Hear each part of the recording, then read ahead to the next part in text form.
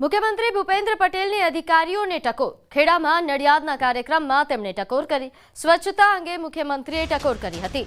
અમે આવીએ તે પહેલા રીલ્સ બની જાય છે. સાહેબ આવે છે, રોડ બની ગયા, સ્વચ્છ થઈ ગયા. અમે એવું નથી ઈચ્છતા કે સ્વચ્છતા રોજ હોવી જોઈએ. પ્રજાજનોને કોઈ તકલીફ ન પડે એ પ્રકારનું આખું આયોજન હોવું જોઈએ. તે પ્રકારનું નિવેદન મુખ્યમંત્રી દ્વારા આપવામાં આવ્યું. રીલ્સ તો બનાવો, પરંતુ આપણે એમાં પોઝિટિવ લેવાનું છે. સ્વચ્છતા જરૂરી છે અને તે દરેકને ગમે છે.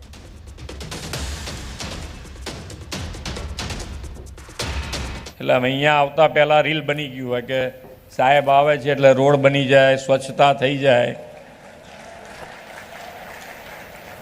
પણ એટલે આપણે એવું ઈચ્છતા નથી. અમે એવું ઈચ્છીએ છીએ કે અમે આવીએ કે ના આવીએ, રોજે રોજ સ્વચ્છતા હોય અને પ્રજાજનોને કોઈ તકલીફ ના પડે એ રીતનું આપણું આયોજન હોવું જોઈએ.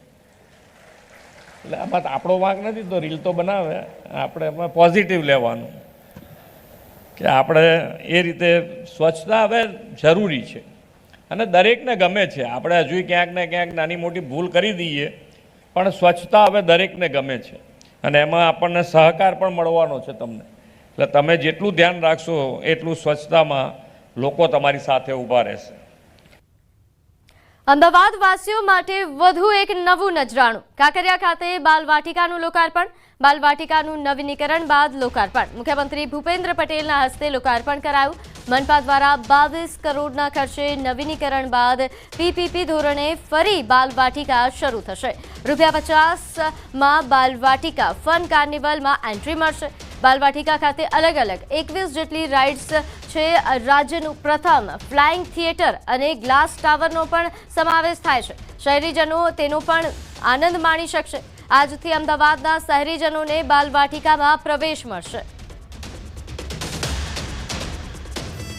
22 કરોડના ખર્ચે પીપી ધોરણે રીડેવલપમેન્ટ, મોડર્નાઇઝેશન અને અપગ્રેડેશન કરેલ બાલવાટિકાનું લોકાર્પણ કરવામાં આવ્યું છે અને એમાં અમદાવાદ સહિત સમગ્ર દેશમાંથી કાંકરિયા લેકફ્રન્ટની મુલાકાતે આવનાર સૌ પર્યટકો અને તેમાં પણ બાળકો માટે ખૂબ જ ગર્વની બાબત છે. આગળ વાત કરીએ, અત્યારના સમયમાં મોટા ભાગની કામગીરી એ ડિજિટલાઇઝ કરવામાં આવી રહી છે. ત્યારે હવે અમદાવાદ મ્યુનિસિપલ કોર્પોરેશન દ્વારા વધુ એક કામગીરી ડિજિટલાઇઝ કરવામાં આવી. ટેક્સ માટેની તમામ કામગીરી એ ડિજિટલાઇઝ બનશે. અમદાવાદમાં વોર્ડ ઇન્સ્પેક્ટરને 220 જેટલા ટેબ્લેટનું વિતરણ કરવામાં આવ્યું છે. ટેક્સ પેયરનો ફોટાથી લઈને સ્થળ અંગેની કામગીરી માટે ટેબ્લેટનું વિતરણ કરાયું. આ સાથે કોઈપણ ટેક્સ એ પેયર આકારણી માટે ઝોન ઓફિસમાં ફરિયાદ કરશે તો વોર્ડ ઇન્સ્પેક્ટર દ્વારા મકાનની તમામ માહિતી એ ટેબ્લેટમાં એડ કરવામાં આવશે. આમ કામગીરી પણ સરળતાથી થશે અને ઝડપી થશે. આદરણીય પ્રધાનમંત્રી હંમેશા એવું કહે છે કે આવનારા સમયમાં ટેકનોલોજીના આધાર ઉપર સરકાર ચાલે અને એમાં ડિજિટલ ટેકનોલોજી. એટલે આ રીતે આપણે જ્યારે ટેબ્લેટ આપીશું તો જે કાગળ પેન ઉપર કામ થતું હતું હવે ટેકનોલોજીના આધાર ઉપર ટેબ્લેટ ઉપર કામ થશે અને વધુ ચોકસાઈથી થશે. એના ગૂગલ મેપ દ્વારા એના લોકેશન લેવામાં આવશે, ટેક્સ પેયરનો ફોટો લેવામાં આવશે. એ રીતે વધારે પારદર્શી વહીવટ થાય તે આશયથી કુલ મળાઈને 220 ટેબ્લેટ વોર્ડ ઇન્સ્પેક્ટર અને ડીસુ લેવલના કર્મચારીઓને આપવામાં આવી રહ્યા છે. અમદાવાદમાં પિરાણા ડમ્પિંગ સાઇટ પર વેસ્ટ ટુ વન્ડર પાર્ક બનાવવામાં આવશે. 700 એકર જગ્યામાં પાર્ક ઊભો કરવામાં આવશે, જેની કામગીરી 3 તબક્કામાં થશે. રોડ, પાણી ડ્રેનેજ તેમજ ગાર્ડન સહિતની સુવિધા ઊભી કરવામાં આવશે. બીજા તબક્કામાં એ ડમ્પિંગ નિકાલ કચરામાંથી બનતી અલગ અલગ વસ્તુઓ સહિતની વસ્તુઓના ગાઈડન્સ માટે સેન્ટર ઊભું કરવામાં આવશે. ત્રીજા તબક્કામાં મિથેન ગેસ પ્રોડક્શન એ બાયોડાયવર્સિટી પાર્ક, ભવિષ્યમાં આવનાર પ્લાન્ટ માટે પ્લોટિંગ અને ગાર્ડનિંગ સહિતની સુવિધા ઊભી કરવામાં આવશે.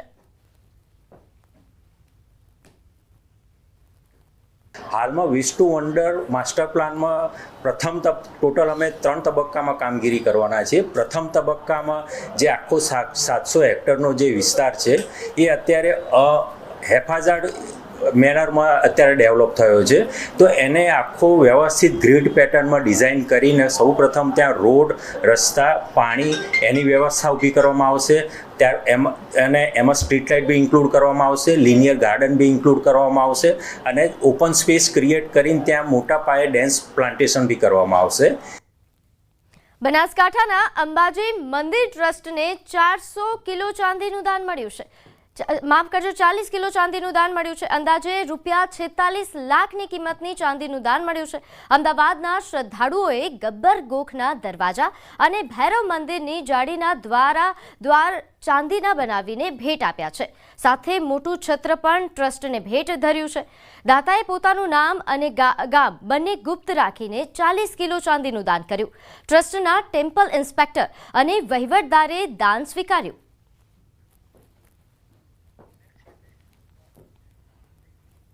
પરંપરાગત આદિવાસી સંસ્કૃતિને આજની પેઢી સાથે જોડી રાખવા માટેનો નવતર પ્રયોગ. દાહોદવાસીઓને આદિવાસી સંગ્રહાલય સમર્પિત કરાયું છે. આ આદિવાસી સંગ્રહાલયમાં આદિવાસીઓના રીતિરિવાજ, પહેરવેશ, ખાણીપીણી અને રહેણી કરણી તેમજ લાકડા, માટી અને લીંપણ કરીને બનાવેલા પ્રાકૃતિક ઘર વિશે બતાવવામાં આવશે. આદિવાસી સંગ્રહાલયના બાંધકામની શરૂઆત વર્ષ 2022માં કરવામાં આવી હતી, જેનું વર્ષ 2025માં વડાપ્રધાન નરેન્દ્ર મોદી દ્વારા વર્ચ્યુઅલી લોકાર્પણ કરવામાં આવ્યું હતું. આ સંગ્રહાલય બનાવવા પાછળ 16.65 કરોડનો ખર્ચ થયો છે. આ સંગ્રહાલયમાં આદિવાસી લોકજીવનની ઝાંખી જોવા મળી રહી છે. આ સંગ્રહાલય થકી આજની પેઢીને બતાવાયું છે કે પહેલા લોકોની જીવનશૈલી કેવી હતી. આ સંગ્રહાલય એ દાહોદ જિલ્લાને નવી ઓળખ આપશે. અમે જે ટ્રાઇબલ મ્યુઝિયમ છે એની મુલાકાત લીધી છે. એની અંદર અમને સંપૂર્ણ જે દાહોદ જિલ્લો છે અને આજુબાજુનો વિસ્તાર છે ત્યાંની જે આદિવાસી સંસ્કૃતિ છે એના દર્શન થાય છે અને સરસ મજાની પ્રતિકૃતિઓ મૂકેલી છે. ઉપરાંત જૂના સમયની અંદર જે અહીંના વિસ્તારના લોકો કઈ રીતે રહેતા હતા એની પ્રતિકૃતિઓ મૂકેલી છે. એમની રહેણી કહેણી કઈ રીતની હતી, એ ઉપરાંત કે લોકો રસોઈ કઈ રીતે કરતા, એમના ઢોર ઢાંકર કઈ રીતે બાંધતા. દાહોદ જિલ્લાવાસીઓ માટે ખુશીની બાબત છે અને દાહોદ જિલ્લાની અંદર સૌથી વધારે વસનારી જાતિ એ આદિવાસી જાતિ છે. એમને પણ એક ગર્વ થઈ રહ્યો છે કે ખરેખર અમારા પૂર્વજો, અમારા વડવાઓ જે અમે રહેણી કહેણી અને અમારી સંસ્કૃતિ હતી એ સંસ્કૃતિ આજે અહીંયા ટ્રાઇબલ મ્યુઝિયમની અંદર મૂકવામાં આવી છે અને એ સંસ્કૃતિને દાહોદ જિલ્લાની ભારતભરમાં તમામ લોકો અહીંયા નિહાળવા આવી રહ્યા છે. પોતાના પૂર્વજોની જે સંસ્કૃતિ ભૂલી જઈ રહ્યો છે. આજે આ જે ટ્રાઇબલ મ્યુઝિયમ બન્યું છે જેના લીધે આજના યુવાનો એનાથી આકર્ષાય અને પોતાના પુરખાઓની સંસ્કૃતિ એનું અનુસરણ કરે, એને જાળવી રાખે. કારણ કે આદિવાસીઓની જ એ સંસ્કૃતિ મહાન વિશ્વને કલ્યાણકારી સંસ્કૃતિ છે જે વિશ્વ સંસ્થા સંયુક્ત રાષ્ટ્ર સંઘ પણ સ્વીકાર્ય છે. આજના સમયમાં જ્યારે આ એસી નો ઉપયોગ કરે છે, લોકો ટેકનોલોજીનો ઉપયોગ કરે છે, અતિશય ગરમી છે, ત્યારે હું એક સંદેશ કહેવા માંગીશ લોકોને કે આજના સમયમાં પણ આપણે ગામડા તરફ થોડું વળવું જોઈએ અને ગામડાની જે સંસ્કૃતિ છે, જૂના ઘરો છે એને જાળવી રાખવું છે. જૂના સમયનું જે બાંધકામ છે, જૂના સમયની જે રહેણી કહેણી છે એ વૈજ્ઞાનિક નીતિને આધારિત હતી એમ હું અત્યારે કહી શકીશ. આજની પેઢીને આદિવાસી સંસ્કૃતિના પૌરાણિક જે કહી શકાય કે રહેણી કહેણી, રીતિ રિવાજ સહિતના જે સંસ્કૃતિથી વાકેફ કરાવતું એટલે કે આદિવાસી સંગ્રહાલય દાહોદ ખાતે ઓપનિંગ કરવામાં આવી છે. પૌરાણિક રીતે જે આદિવાસી સમાજના લોકો કઈ રીતે અહીંયા રહેતા હતા, તેઓને રીતિ રિવાજ કયું હતું સહિત. તો રાજકોટના રીબડામાં પેટ્રોલ પંપ પર ફાયરિંગ મામલે મહત્વના સમાચાર. પોલીસની પ્રાથમિક તપાસમાં મોટો ખુલાસો થયો. ફાયરિંગ કરનારાઓ રાજકોટના રૈયા સર્કલ સુધી દેખાયા. પોલીસની 2 ટીમ ઉત્તર પ્રદેશ, 3 ટીમ મધ્યપ્રદેશ ખાતે તપાસ અર્થે મોકલવામાં આવી. તપાસમાં હાર્દિકસિંહ દ્વારા બનાવવામાં આવેલ જવાબદારી સ્વીકારવાનો વિડીયો ગુજરાત બહાર બનાવવામાં આવ્યા હોવાનો દાવો છે. Local crime branch, special operation group અને સ્થાનિક પોલીસની જુદી જુદી ટીમ બનાવવામાં આવી. અનિરુદ્ધસિંહ જાડેજાના ભત્રીજાના પેટ્રોલ પંપ પર ફાયરિંગ થયું હતું. ફાયરિંગ કરાવ્યાની જવાબદારી કુખ્યાત હાર્દિકસિંહ જાડેજા દ્વારા લેવામાં આવી હતી.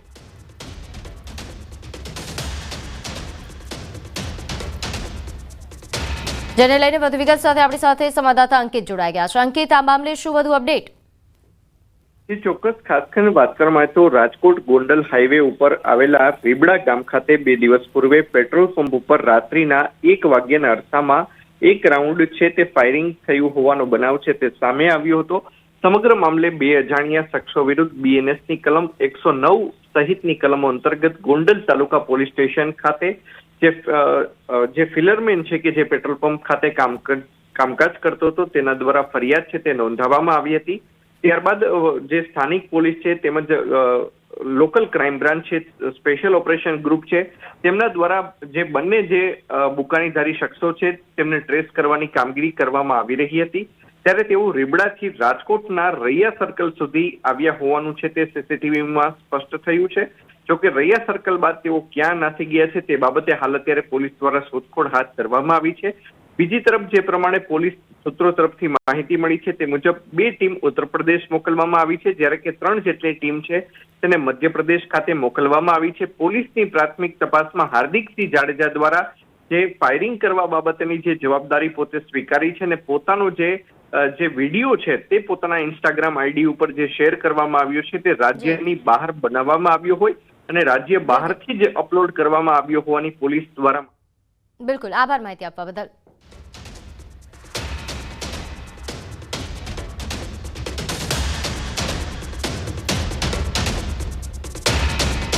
તો પોલીસની ટીમ ઉત્તર પ્રદેશ અને મધ્યપ્રદેશ પહોંચી છે. આરોપીને ત્યાંથી શોધખોળ કરવામાં આવશે. તો કોંગ્રેસ નેતા અને લોકસભામાં વિપક્ષ નેતા રાહુલ ગાંધી 1 દિવસીય ગુજરાત પ્રવાસે છે. સંગઠન સર્જન અભિયાન અંતર્ગત તેઓ આણંદ ખાતે ખાનગી રિસોર્ટમાં નવનિયુક્ત જિલ્લા અને શહેર પ્રમુખો સાથે સંવાદ કરશે. રાહુલ ગાંધી વડોદરા એરપોર્ટ પહોંચ્યા અને બાય રોડ આણંદ રિસોર્ટ આયોજિત શિબિરમાં પહોંચશે, જે બાદ પ્રમુખો સાથે બેઠક બાદ દૂધ સંઘના સભાસદો સાથે સંવાદ કરશે.